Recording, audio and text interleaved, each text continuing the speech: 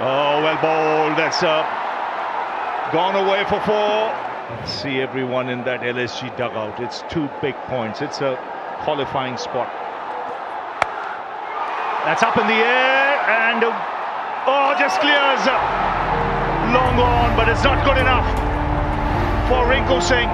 Super Giants win by 1 run.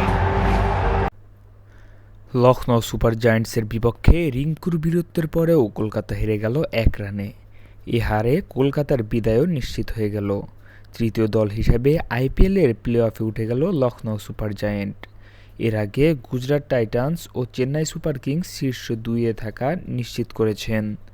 শীর্ষ 2-এ থেকে প্রথম কোয়ালিফায়ারের খেলার সুযোগ ছিল লখনৌয়ের। সেক্ষেত্রে তাদের জিততে হতো 97 রানে।